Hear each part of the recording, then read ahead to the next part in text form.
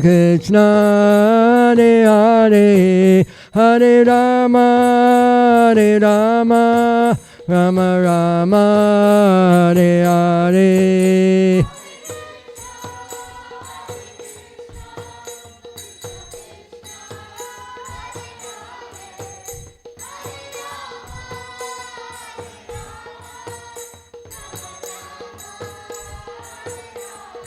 Jaya Radha Kalachandi Radha Kalachandi Radhe.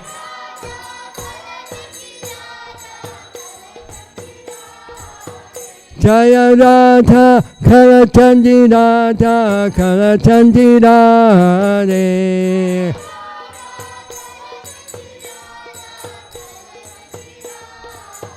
Nitai Gaura Hariba Haribo, Haribo, Nitai Gaura Haribo.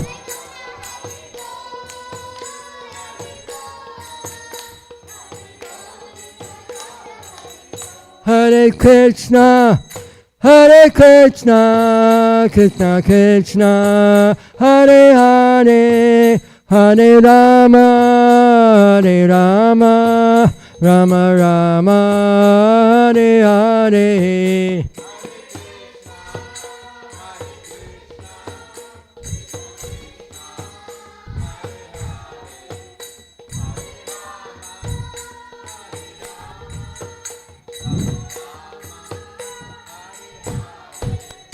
Hare Krishna, Hare Krishna, Krishna Krishna, Hare Hare, Hare Rama, Hare Rama, Rama Rama, Hare Hare.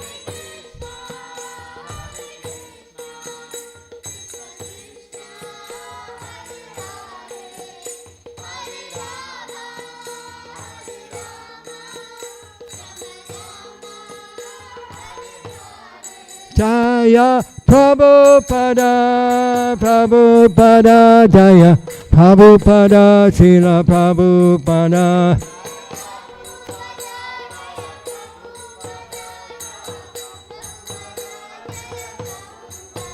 Prabhupada, Prabhupada, Prabhupada, Jaya Jaya Prabhupada.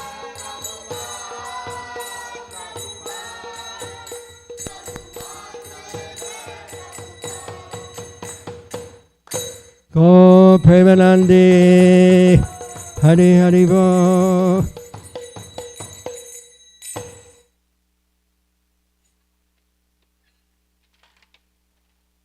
Jayam Vishnupad Paramahansa Paravakacharya Astatara Satta Shri Srimad. His Divine Grace Srila A.C. Bhaktivedanta Swami Srila Prabhupada Ki Jai. Jayam Vishnupad Paramahansa Paravakacharya Astatara Satta Shri Srimad. His Divine Grace Srila Bhakti Siddhanta Saraswati Goswami Prabhupada Ki Jai. Ananta Koti Vaishnava Vrinda Ki Jai. Namacharya Srila Haridas Thakur Ki Jai. Prem Se Kaho Shri Krishna Chaitanya Prabhu Nityananda. Shri Advaita Gadadhar Srivasadi Gaur Bhaktivinoda Ki Jai. Shri Shri Radha Krishna Gogopinath Chai Mukunda Radhakunda Giri Govardhana Ki Jai. Shri Vrindavan Dham Ki Jai. Shri Mayapur Dham Ki Jai. Jamuna Maya Ki Jai. Ganga Maya Ki Jai. Tulsi Maharani Vrindadevi Ki Jai.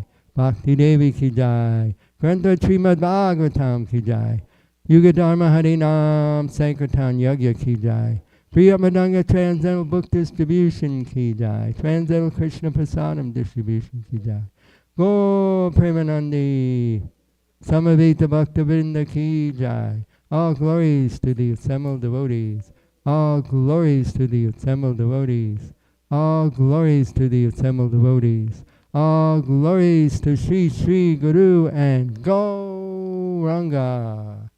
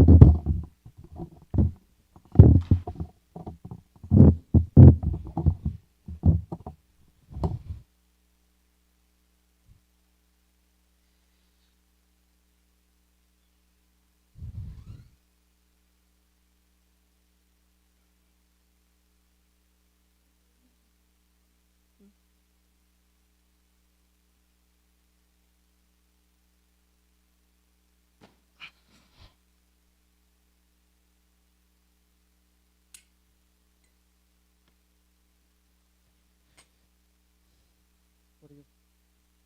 Good.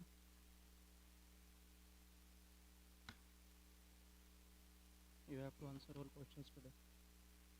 There are a lot of questions. You have to answer all of them. Jaya Radha Madhava Kunja Bihari.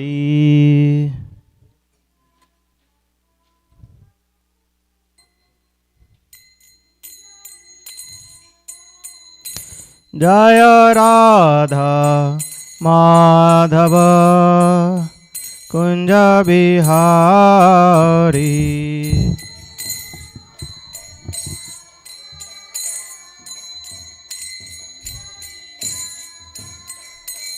Jaya Gopi Jana Vallabha Girvaradhari.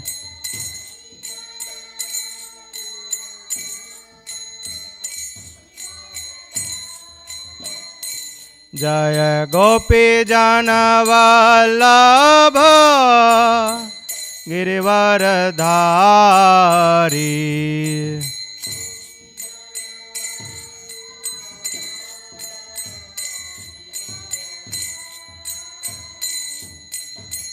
Yashodanandana Braja Jana Ranjana.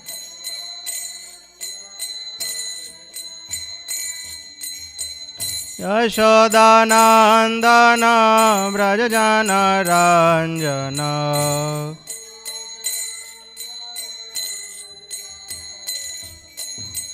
Yashodanandana Braja Jana Ranjana.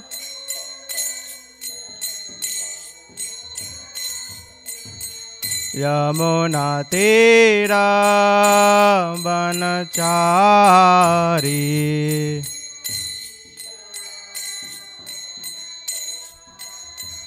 Yamuna Tira Vanachari.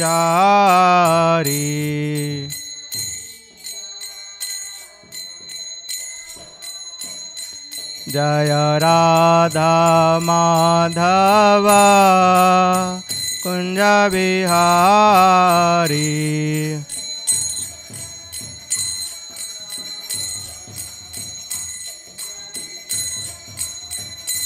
Jaya Radha Madhava Kunja Bihari.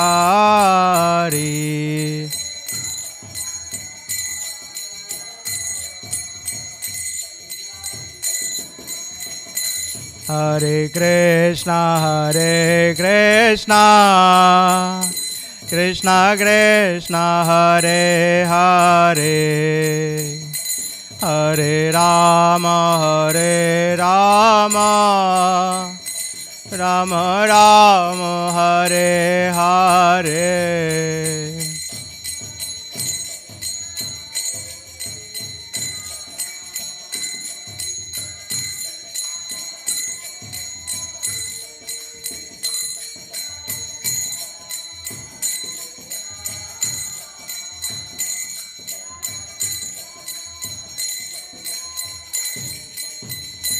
Hare Krishna Krishna Krishna Hare Hare, Hare Rama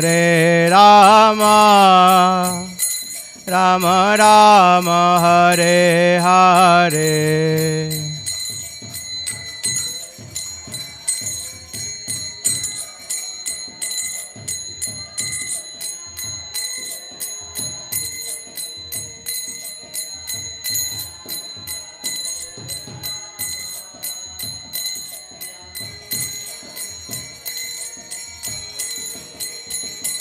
Jaya Radha Kalachandji Radha Kalachandji Radhe.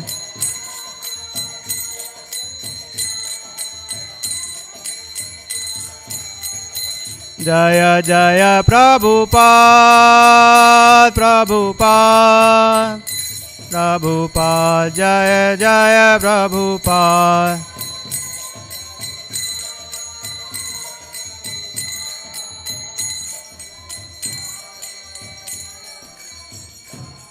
ऐसी भक्तिदान स्वामी प्रभुपाद की। ॐ अज्ञानतिमिरान्धस्य ज्ञानाञ्जलशलाकया चक्षुरुन्मिलितं येन तस्मै श्रीगुरुवे नमः। श्रीचैतन्यमनोभीष्टं स्थापितं येन भूतले स्वयं रूपा कदा मह्यं ददाति स्वपदान्तिकं। वन्देऽहं श्रीगुरो श्रीयुतापदकमलं श्रीगुरून् वैष्णवांश्च श्रीरूपं साग्रजातां सहगणा रघुनाथान्वितं तं सजीवं साद्वैतं सावधूतं परिजनसहितं कृष्णचैतन्यदेवं श्रीराधाकृष्णपादान् सहगणा ललिता श्रीविशाखान्वितांश्च नमो विष्णुपादाय कृष्णपृष्ठाय भूतले श्रीमते भक्तिवेदान्तस्वामिनिति नामिने। नमस्ते सरस्वते देवे गौरवाणी प्रचारिणे निर्विशेष शून्यवादी पाश्चात्यदेशतारिणे। हे कृष्ण करुणा सिंधु दीनबंधु जगत्पते गोपेशा गोपिका कांता राधा कांता नमस्तुते। तप्त कांचन गौरांगी श्रीराधे वृंदावनेश्वरी वृषभानुसुते देवी प्रणमामि हरिप्रिये। जय श्री कृष्ण चैतन्य प्रभु नित्यानंद श्री अद्वैत गदाधर श्रीवासादि गौरभक्तवृंद। हरे कृष्णा कृष्णा कृष्णा हरे हरे, हरे राम राम राम हरे हरे। वाञ्छाकल्पतरुभ्यश्च कृपा सिंधु एव च पतितानां पावनेभ्यो वैष्णवेभ्यो नमो नमः। अनंत कोटि वैष्णववृंद की जय। श्रील प्रभुपाद की। ओम नमो भगवते वासुदेवाय। ओम नमो भगवते वासुदेवाय। ओम नमो भगवते वासुदेवाय।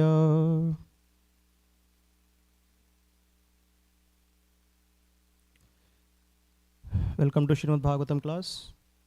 My name is Ashwini Kumar Das and we are reading today from Srimad Bhagavatam, Canto 9, Chapter 20, entitled The Dynasty of Puru.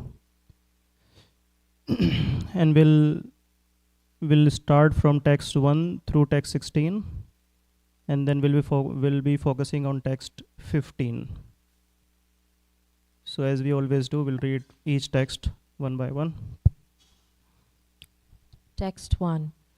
Shukadev Goswami said, O Maharaj Parikshit, descendant of Maharaj Bharata, I shall now describe the dynasty of Puru in which you were born, in which many saintly kings appeared, and from which many dynasties of Brahmanas began.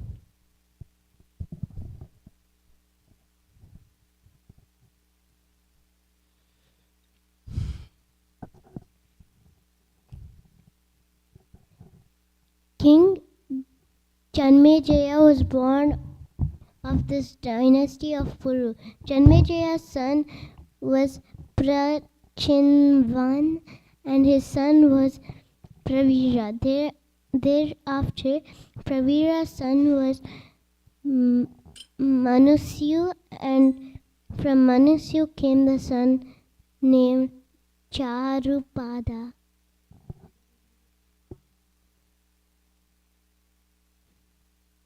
The son of Charupada was Sadhu, and the son of Sadhu was Bahugava. Bahugava's son was Samyati. From Samyati came a son named Amyati, from whom Rudrashva was born.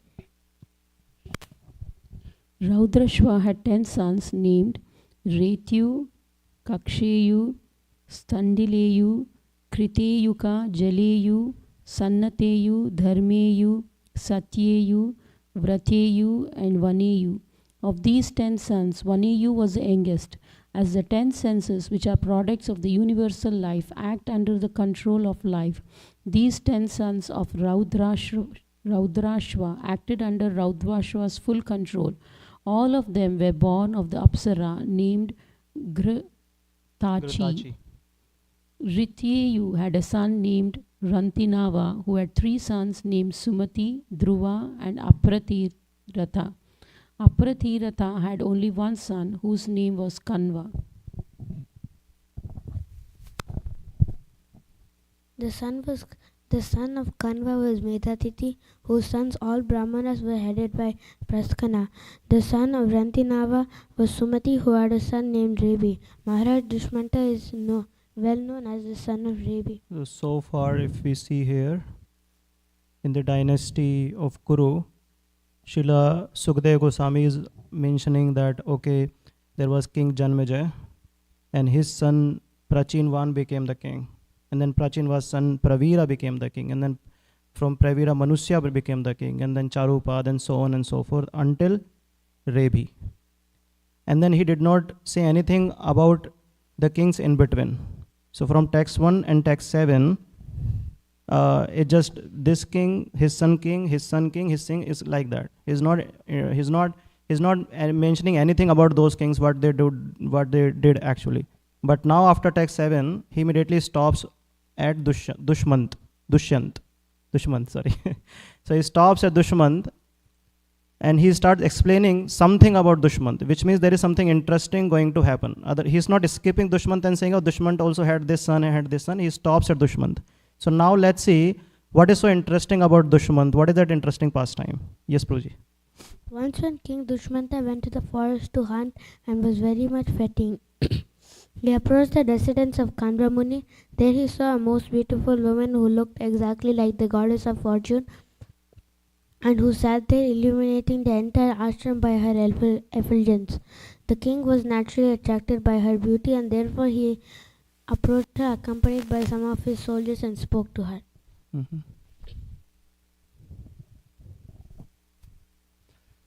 Seeing the beautiful woman, the king was very much enlivened, and the fatigue of his hunting excursion was relieved. He was, of course, very much attracted because of lusty desires, and thus he inquired from her as follows in a joking mood. Text 11. O beautiful lotus-eyed woman, who are you? Whose daughter are you? What purpose do you have in this solitary forest? Why are you staying here? O most beautiful one, it appears to my mind that you must be the daughter of a Kshatriya, because I belong to the Puru dynasty. My mind never endeavors to enjoy anything irreligiously. Now if you see in text 12, he is not addressing like, Hare Krishna Mataji, I need some glass of water because I am very tired. He is clearly addressing, oh beautiful one, which means he is showing that I am attracted towards you, right? And not only that, in the end of text 12, if you see, he is saying, my mind never endeavors to enjoy anything irreligiously. In a way, he is saying, if you reverse it, my mind is endeavoring to enjoy you religiously. Is it the point here? So how would you be able to enjoy a woman religiously? By marrying her. So in a way, he started saying that I am attracted towards you and I want to marry you. Make sense? Okay. Text 13. Yes, Mataji. Shakuntala said, I am the daughter of Vishwamitra. My mother Menaka left me in the forest. O hero, the most powerful saint, Ganva Muni knows all about this. Now let me know, how may I serve you? Yeah. Here also couple of things are, we should be noting couple of things here. She is also not responding in a way that, king, you have a seat here and my father is outside, I'm going inside, you wait for my father and then you can have conversation. She is also responding that, oh hero, he is also saying, oh hero. Text 13 is saying, oh hero. So like king said, oh beautiful one, king also said, oh I am attracted towards you. She is also saying, yes, oh hero, which means I am also attracted towards you. And now I am also ready to serve you, which means she is also interested to marry King Dushyant. And then she is not mentioning anything specific about Vishwamitra. She's just saying, I am the daughter of Vishwamitra. which means Vishwamitra was very known person, right? And then why Menaka left her in the forest, that we will discuss when we will go in detail in text 15. Okay, text 14 please. O king with eyes like the petals of a lotus, kindly come sit down and accept whatever reception we can offer. We have a supply of Nivara rice that you may kindly take, and if you so desire, stay here without hesitation. Yeah. Prabhupada will mention this in the purport of text 15. She is saying whatever reception, accept whatever reception we can offer. Which means she already accepted king as her husband. Right? Okay, text 15. King Dushmanta replied, O Shakuntala, with beautiful eyebrows, you have taken your birth in the family of the great saint Vishwamitra, and your reception is quite worthy of your family. Aside from this, the daughters of a king generally select their own husbands. Okay, and then text 16, please.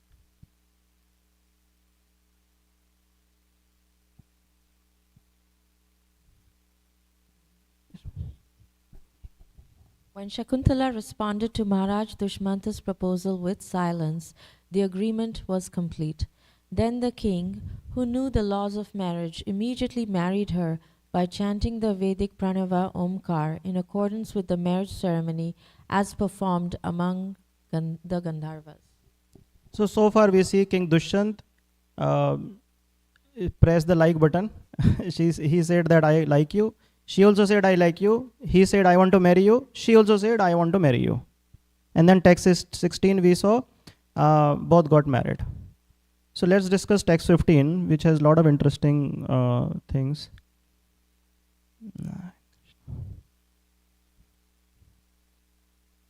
Text 15, yeah. Shri Dushwant Uvacha Uppannam idam shubru Jataya kushukanvaye Swayam hivranute ragyam Kanyaka shadrashambaram. Shri Dushmant Uvacha Upapannam idam shubru Jataya kushikanvaye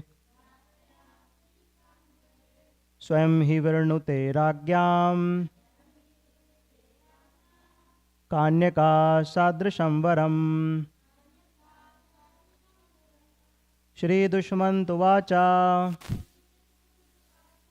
Upapannam idam shubro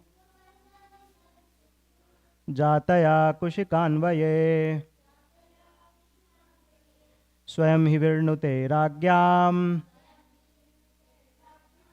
Kanyaka sadrashamvaram.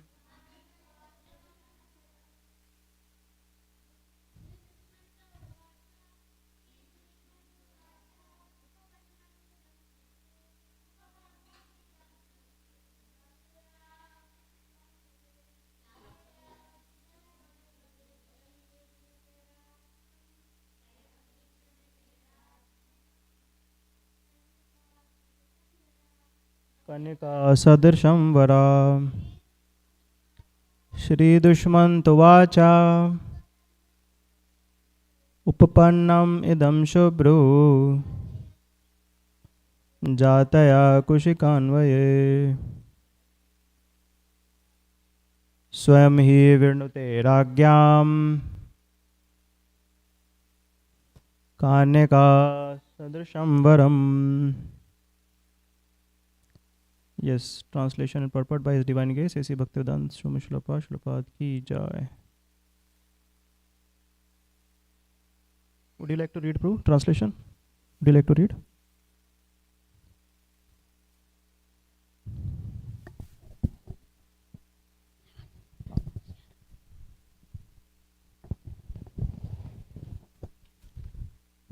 King Dushmanta replied, O Shakuntala with beautiful eyebrows, you have taken your birth in the family of a great of the great saint Vishwamitra, and your reception is quite worthy of your family. Aside from this, the daughters of a king generally select their own husbands.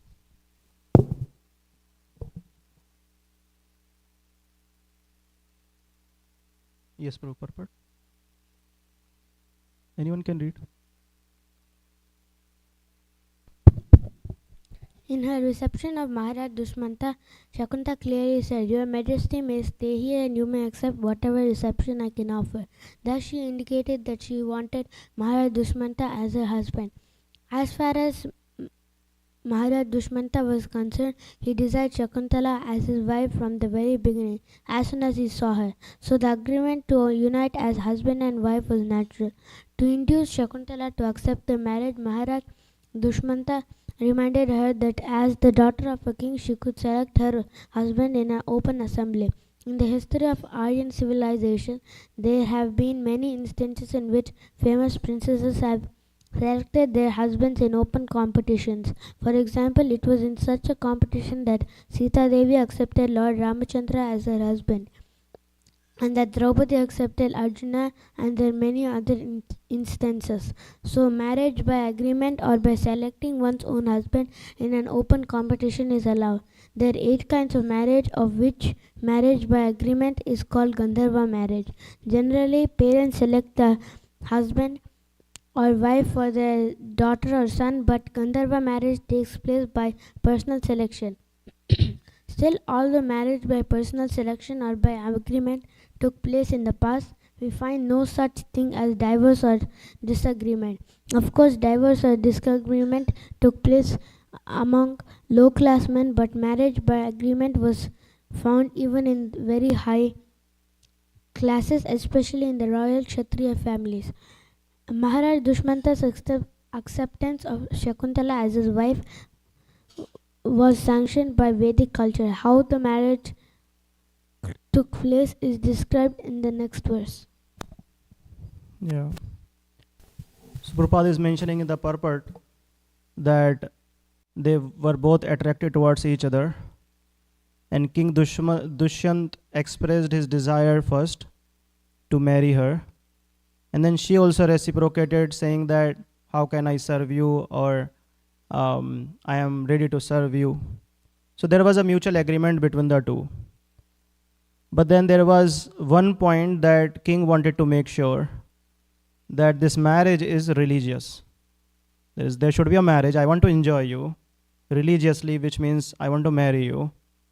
But that also means it should be in the same Kshatriya family. And he also mentioned that in one of the texts, that my mind have never tried to enjoy anything which is lower.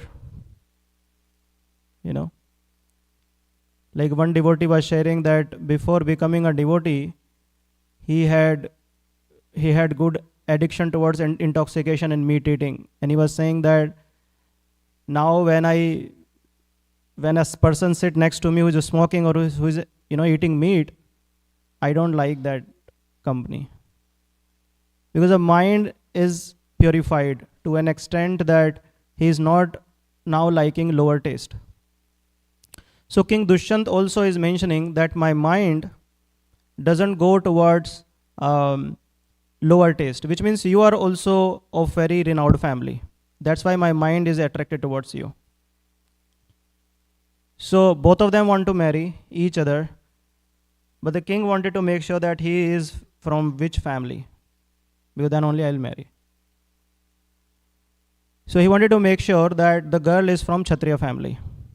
And he thought that I am feeling that you are from Kshatriya family. And then she says that I am the daughter of Vishwamitra, where she did not mention anything about who Vishwamitra is. Vishwamitra was very, very, very famous personality.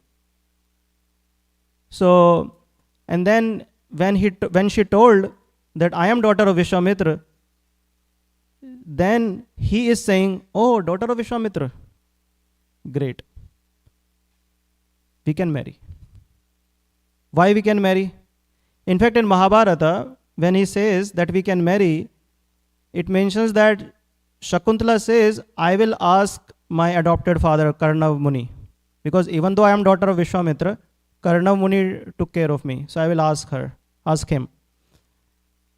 Then he says, oh no, daughter of kings can select their own husbands. You are daughter of a king, you don't need to ask. You can select. And this was can you go to the translation also, Mataji, please? Yes, please. Okay. So he is saying, at the end of this translation, he is saying, the daughters of the king generally select their own husbands. But you don't need to ask. Daughter of the king can select their own husbands. And we have seen this in past, in the purport. Prabhupada is mentioning that Sita, Mata Sita selected Lord Ram, Draupadi selected Arjuna. Even during Samudra Manthan, we see Lakshmi Devi selected Lord Vishnu as her husband. So there is no problem in that. But you see in the translation also, it says, you are born in the family of great saint Vishwamitra. Then how come she is from a family of king? How she is the daughter of great sage Vishwamitra. And he is saying, oh, now we can marry because you are the daughter of a king. Do you see any contradiction in this? Makes sense, right? So there is a contradiction. He is saying, you are also from a king's family, so you can get married because you can select your own husband. And in text 16, we are saying they get married also. Like she is also not saying, king, what are you saying? I am a daughter of a sage. She is also not saying that. Both of them get married. And if you see in the shloka also, the same thing, if you go up, the actual Sanskrit shloka. So there is this word which says, Uppannam idam shubhru kushikanvaye. In text 12, when she was introducing herself, she was saying, I am Vishwamitra Atmaja. I am the daughter of Vishwamitra. And here, Dushmanta is not saying, oh, you are Vishwatmaja, Vishwamitra Atmaja. He is saying, you are Kushikanvaye. Kushikanvaye means, oh, you are the daughter of King Kaushalya. Actually, this Vishwamitra was a king, and there is a history, we'll discuss that. So basically, Vishwamitra was a king, and after great penances, he became a sage. So originally, if you see, he was a king, and that's why he was proposing this, that because you are the daughter of the king, you can marry.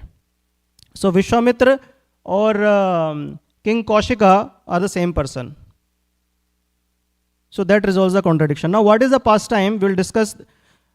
I want to discuss these three pastimes here. One, how King Kaushik became a sage Vishwamitra. And we'll see our learning in that pastime. Then we'll see how Vishwamitra and Menaka gave birth to Shakuntala. We'll see what our learnings for that. And then Prabhupada in the purport is mentioning about divorce. Prabhupada is saying that divorce happens in low-class families. So we'll see, if time permits, some pastimes about that as well. So in Valmiki Ramayana, there is a detailed description how King Kaushik, who is also known as Vishwa Artha, Vishwartha. So what happens? King Kaushika goes for hunting, and he ends up entering in the ashram of King Vashishta. And King Vashishta gives him a very nice reception. And there is a warm, there is a nice friendly gesture from each other. And after the conversation, King Kaushika says that, okay, I'll take your leave. I have big army with me, so I'll take your leave now. But King Vashishta says that, no, please give me a chance to feed you nice prasadam. I want to serve you. He says, no, I have thousands of army with me. A lot of ministers are there. So you won't be able to serve me. But that's okay. He says, no, I will be able to serve you all. I want to actually serve you. So please have your seat, and prasadam is getting ready. And now he is like, my goodness, thousands of army people are there with me, so many ministers, and this sage is alone in this cottage in the forest. How would he arrange so much prasadam?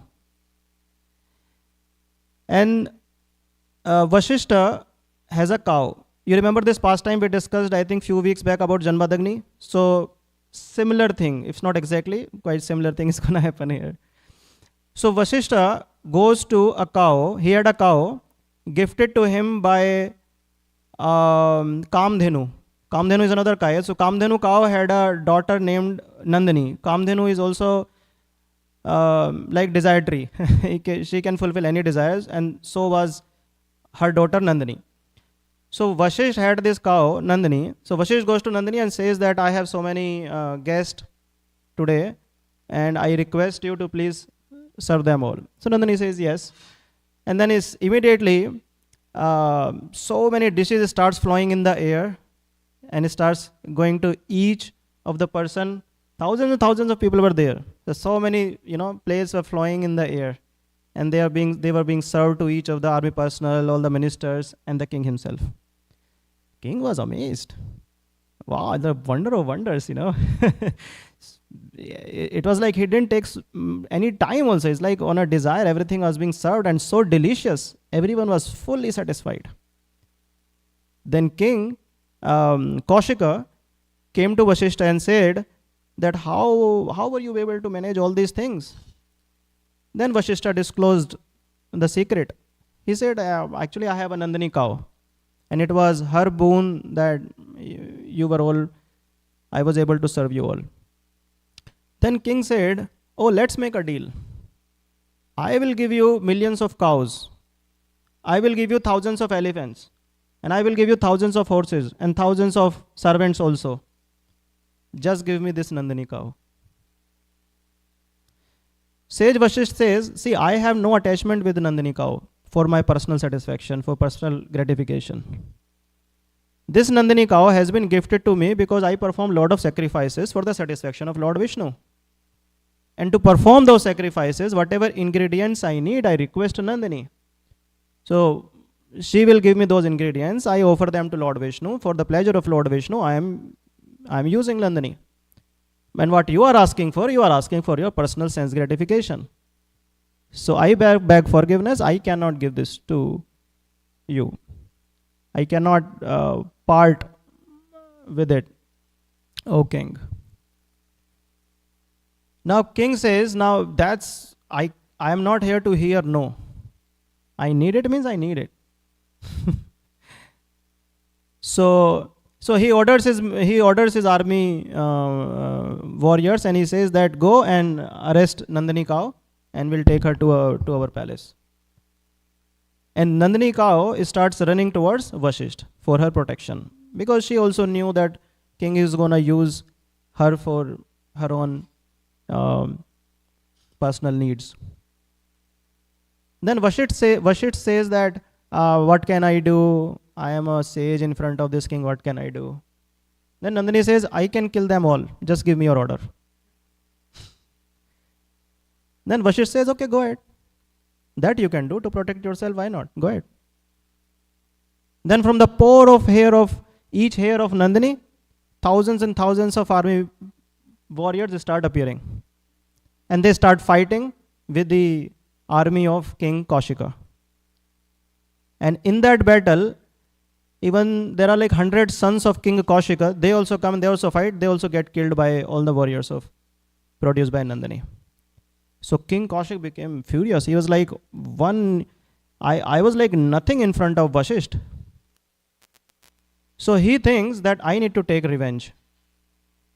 And I can take revenge only when I have mystic powers like this Vashisht.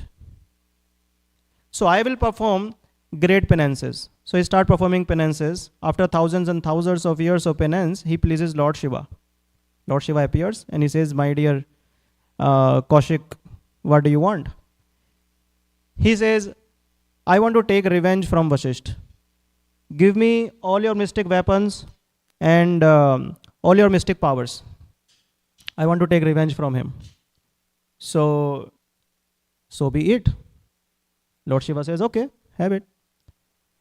So he takes all this mystic power, all the weapons, and he goes to Vashishta and he challenges him for a fight. Vashishta was in meditation that time. His eyes closed and he was in deep meditation. And his disciples were sitting around Vashishta. When his disciples see that there is King Kaushik with so much mystic power, they ran away. And only King Vashishta is there. And he started throwing all the weapons towards Vashishta. And Vashishta did not come out of his meditation. He had this, Brahmadanda, wooden stick in his hand. So in his deep meditation, he is sitting, and when Kaushika is sending all his weapons, this wooden stick is absorbing all those weapons. Nothing is happening to Vashishta. So it was a great insult to King Kaushik. Now he thinks that even these mystic powers are useless in front of a rishi. I even sent Brahmastra and this is Brahmadanda, is like nothing. So I want to become Rishi. I want to become Brahma Rishi, he says. Brahma Rishi, like 7 rishis were born out of the mind of Brahma. So I want to become one of them. Vashishta is also one of the Saptarishis. I want to become like one of them. So he performs great penances. Brahmaji appears and he says, you are Rishi now. No, I am not satisfied with Rishi. Okay, go ahead. Then keep performing penances. Then Brahmaji comes. He says, now you are Raj Rishi.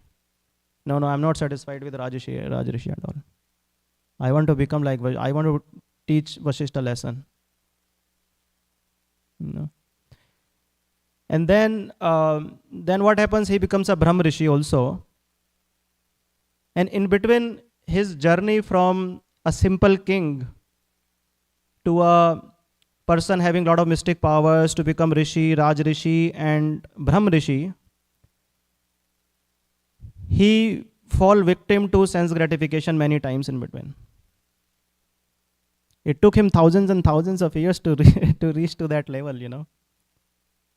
But one thing we can learn from Vishwamitra is his determination. You know, Krishna says in Bhagavad Gita, Vyavasayatmika buddhir ekaha kuru nandana. Krishna says those who are resolute, those are on this path are resolute in purpose, and their aim is one. Their aim is one. So he was very determined. Determined in the sense that I have to reach to that level. So even though he was falling down, he will fall down due to different distractions in his life, and he will lose all his power. But again, he will rise up. You know.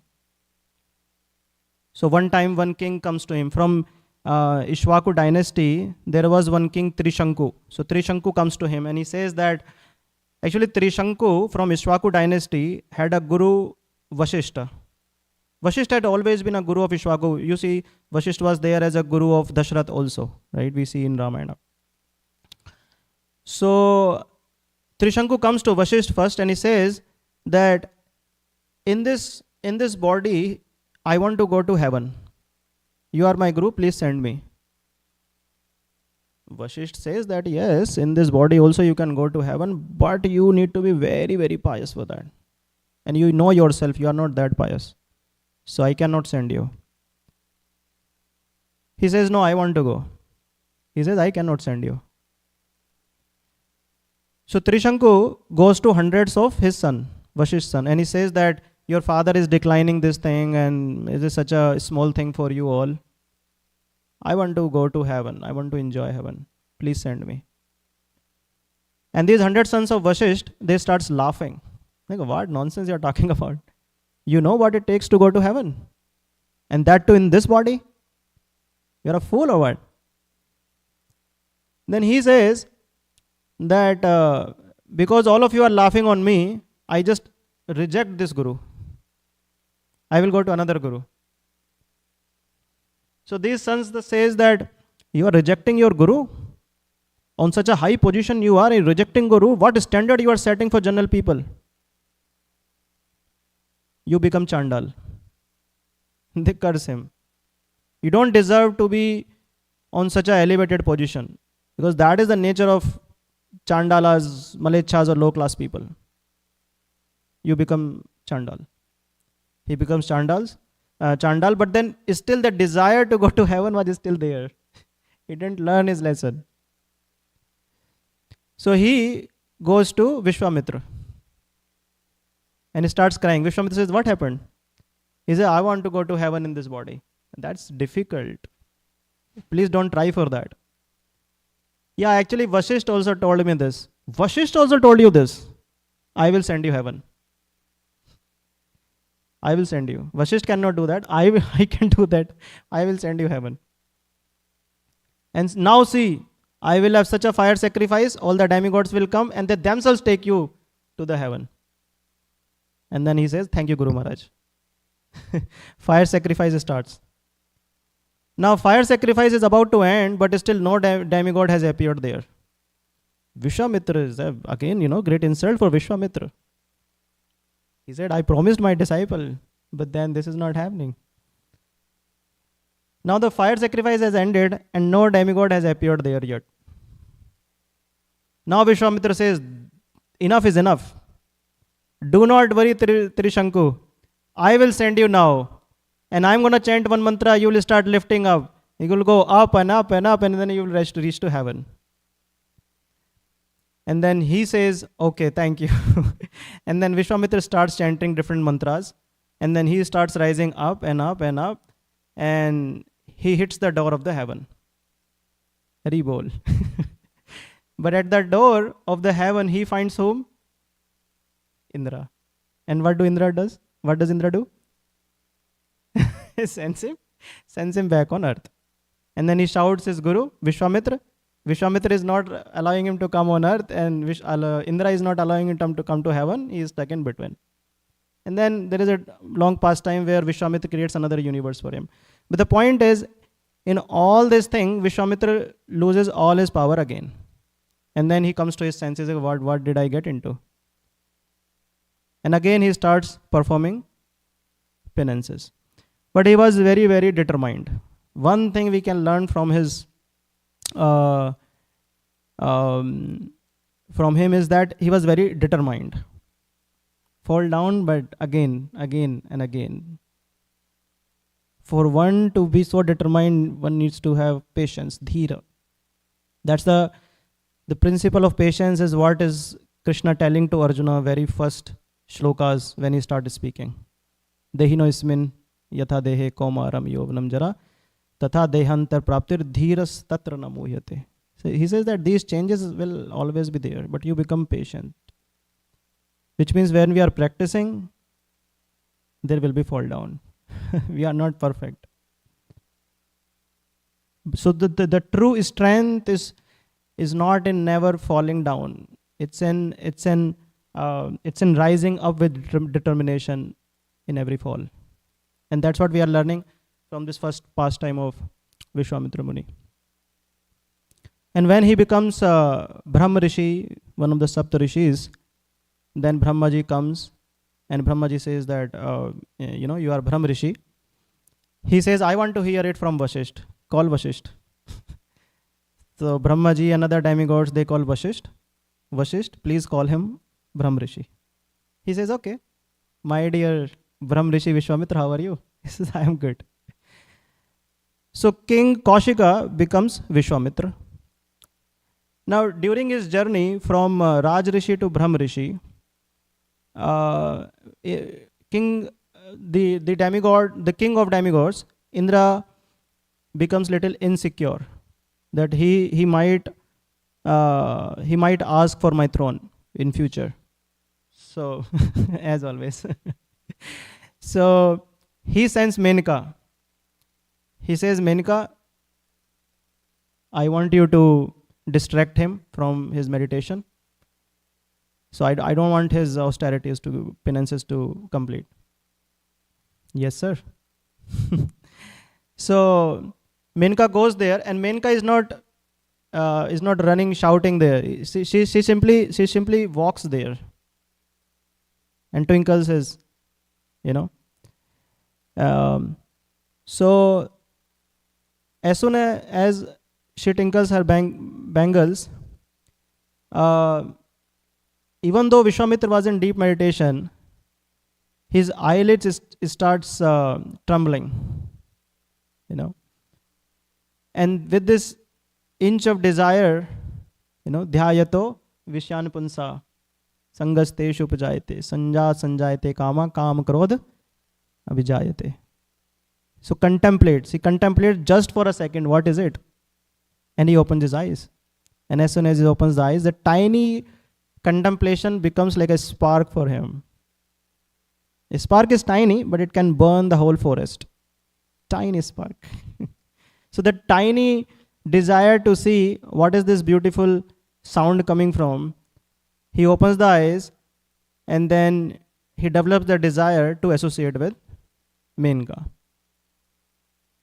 Desire, we were discussing this in the last class also, how false ego, our false ego says, I am the supreme proprietor, enjoyer and controller of everything, gives a lot of desires to the mind, and then the mind engages the gross body, and then the gross body asks the false ego, are you satisfied? And it's just never satisfied, and in this loop the soul is stuck.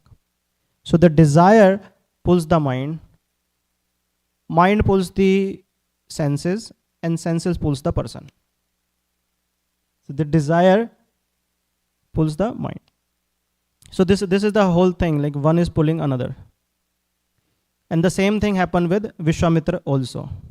So he associates with Menka, and days become weeks, weeks becomes months, months become years. Tapasya is gone, meditation is gone, all is fire to become a Brahma Rishi is gone. And this fall down is not sudden, it's not like just sudden fall down. It started long ago. It started long ago when an unguarded thought ignited in his mind, and he wanted to enjoy that unguarded thought.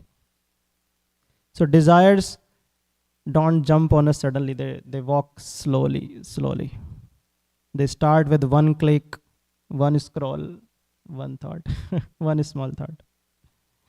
But then one morning Vishwamitra wakes up and sees the sun rising, and this sun was different because this sun shines a light on his lost purpose. He starts thinking, oh, what did I do? For so long I have been associating with this woman. What was my actual purpose? I completely got distracted from what my actual purpose was.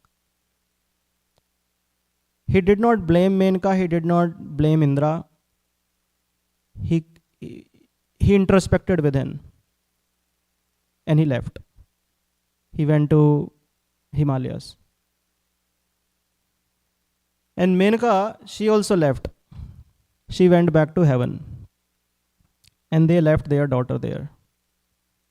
And a small child. She was being protected by birds. Those birds are called shakun birds. Shakun birds. I don't know if we have shakun birds now, but in ancient time there were some birds which were known as shakun. So the small child was being protected by shakun birds, and then Karna Muni, who was walking there, he sees that there is a child crying, being protected by shakun birds. So he decides that I will take care of the child, and he names the child on the name of shakun bird, Shakuntala. So we see in this pastime also that it's like an eternal fight, between sense gratification and spiritual aspiration. Vishwamitra had this aspiration to become like Brahma Rishi, right? But in between he was having a lot of ups and downs, but never got demotivated. He will always rise up with the determination. And we learn that desires do not shout, they just simply whisper. And like for Arjuna, for Arjuna, Kurukshetra was the battleground where he just wanted to He just wanted to leave, and because he was like, I can't fight my relatives. But then eventually we see at the end of Bhagavad Gita, he takes side of Krishna. So similarly, our mind is like that battlefield where we keep getting so many desires. And some desires are favorable for Krishna consciousness and some desires are not very favorable. And in that tug of war, we have to make a choice. Do we want to become like Arjuna? We want to take side of Krishna? Do we want to fulfill those desires which are favorable for my Krishna consciousness? Or do I want to satisfy those desires for my own sense gratification? So our falls, we are already fallen actually. But our falls are like lessons for us. So we rise up. That we learn. And then Vishwamitra, even though having a lot of sadhana, but a small unguided thought made him fall down. So we also learned that our sadhana should be very well guided. Small endeavor to enjoy and then whole sadhana gets spoiled. So because Prabhupada is mentioning about divorce also here, we read in Markandeya Purana that there is a pastime of King Uttam. King Uttam was trying to enjoy his wife and he was very much attached to his wife. So much so that he will not leave his wife even for a moment. So one time his wife became felt very uneasy because she was like, I'm not having any freedom, I don't have even a single moment to live alone because king will not leave her at all. So while one time when he was associating with his wife, he realized that his wife is not feeling comfortable. He became very angry. And he called his doorkeepers, he calls them and he says that this lady is unchaste lady. Because she's not supporting her husband. Throw her out and throw her in a forest. I reject her. He was already attached to his wife, but out of anger. Kaam krodha bhi jayate. Out of anger, he did this. So the doorkeepers, even though they did not want to do this, but they had this order from the king, so they did it. And after that, kings get into a great anxiety and depression because he lost his wife out of his anger. Then one day, one Brahmana comes in his court and he says that, king, please help me. He says, yes, I will help you. How can I serve you? Please tell me. So Brahmana says that, I don't know, somehow, someone has kidnapped my wife and I didn't realize that somehow, I don't know, because when I woke up in the morning, I saw my wife was not there. Then I realized because that she has been kidnapped. So king says that, how can I find your wife? It's so weird, like, it's difficult for me to find it. You give me some description about your wife. Then he starts telling all the things, how he looks and how he speaks and everything. So from his description, it was very clear the wife was very ugly and his behavior was very bad.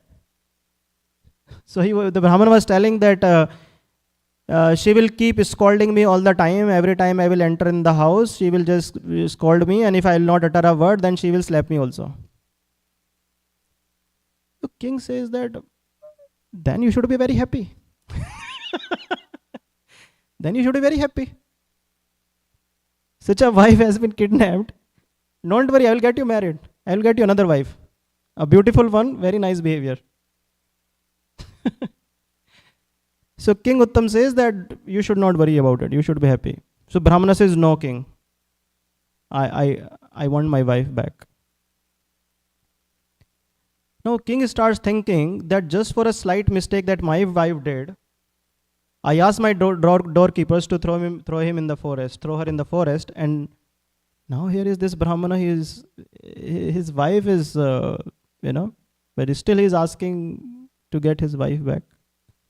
Then he says, okay, you come with me, we'll roam around, We'll try to find somewhere. Okay.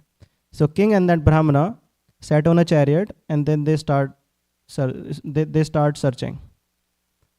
So it takes them like many days, many months, but they don't find his wife anywhere.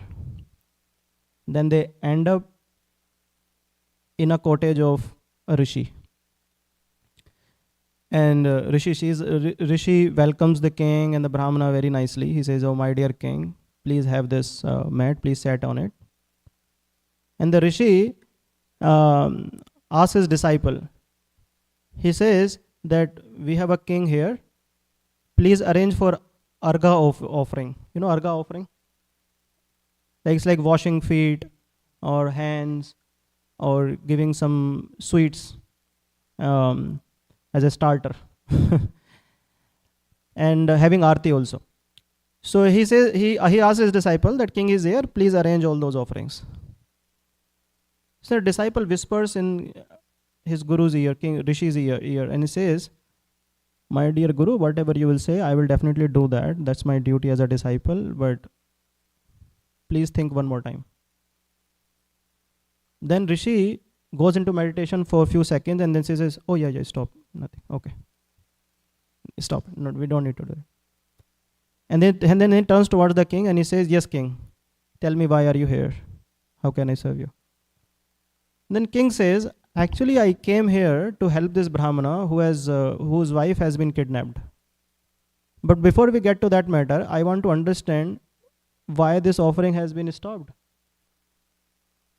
I just saw that you ordered your disciple. You were asking to arrange for that offering as a respect for me, but why this respect has been stopped? He said something to you, and then you also agreed to that. So what does that have happened?" So this Rishi says that he is my disciple, dear disciple. He has been serving me since he was so small. And because he served me so faithfully, he has become like me.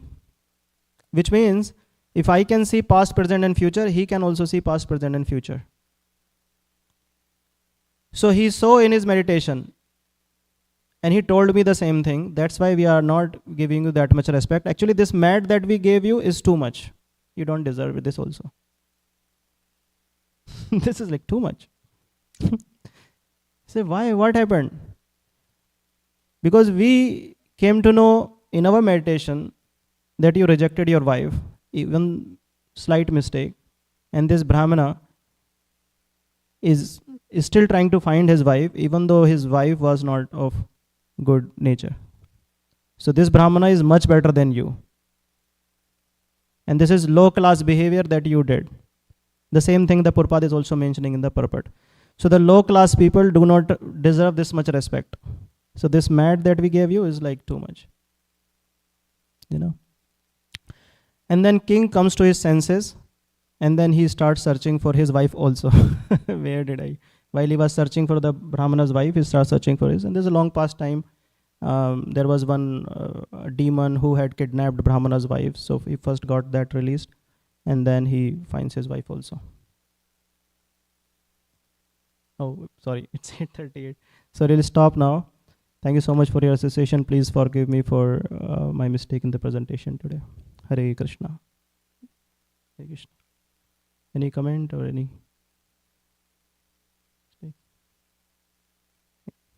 Yes, Mataji.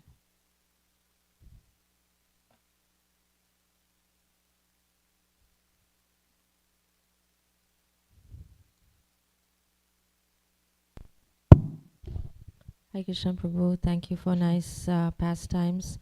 So coming back to Dushmanta and Shakuntala. So when he is saying you are the son of a king, and as you explained, Vishwamitra was a king and then became Sage. a Saptarshi.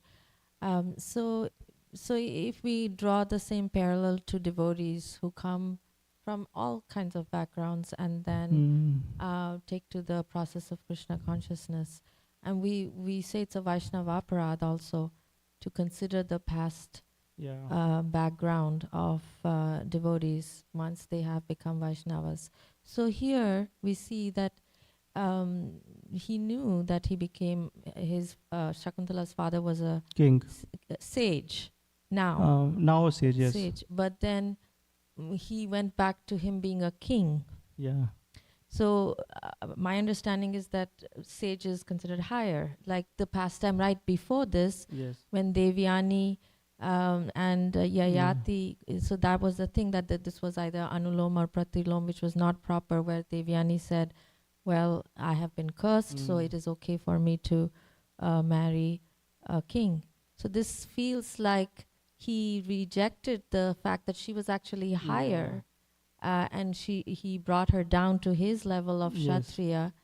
So it's not proper. He wants to do it He religiously. wants to do it because he was having strong desire to enjoy her. Yeah, but he's also justifying that Justifying he's then, right, yes. that this is proper because you are a daughter of actually a king. So, but Correct. how do we see it as devotees? Because according to our understanding and training, we don't see what the person was even in this life in the beginning.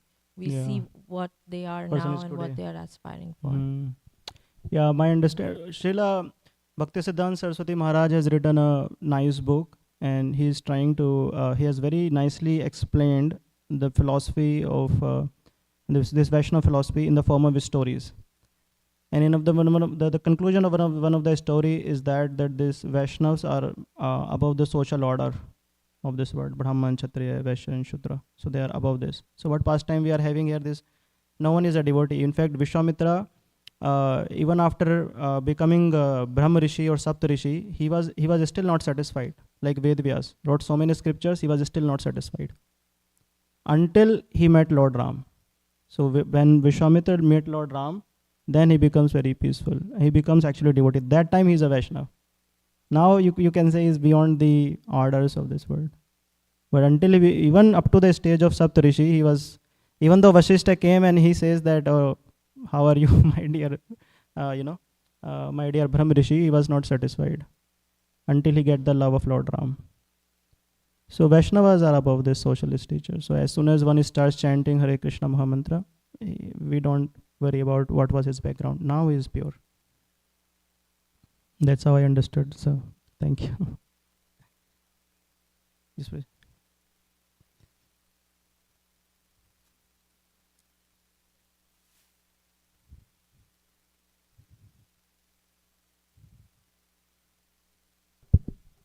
It was a nice answer, Prabhu. If with your permission, if I can.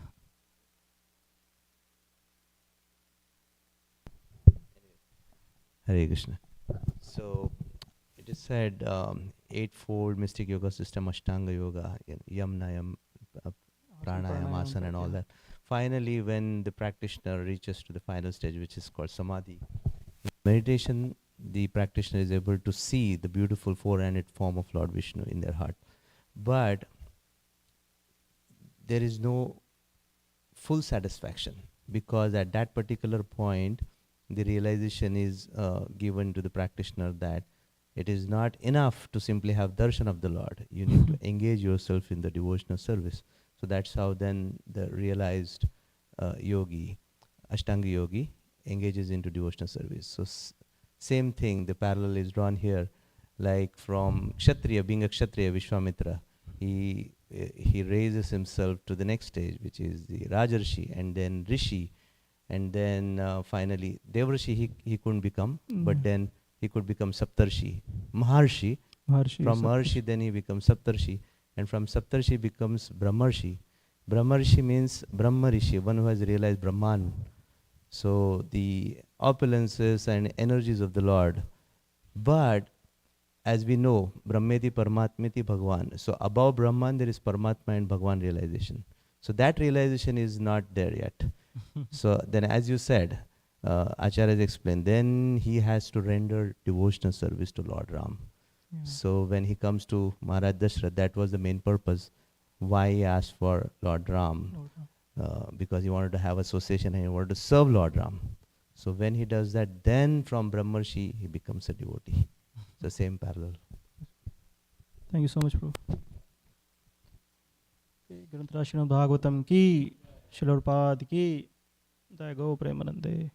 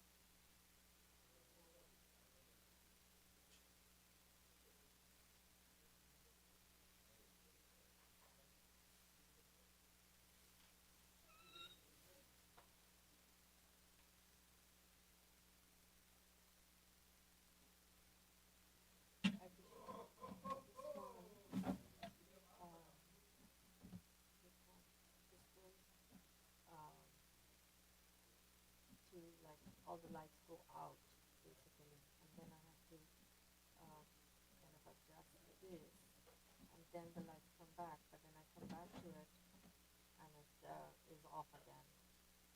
So as you can see, yesterday also this was it, and it's not charging.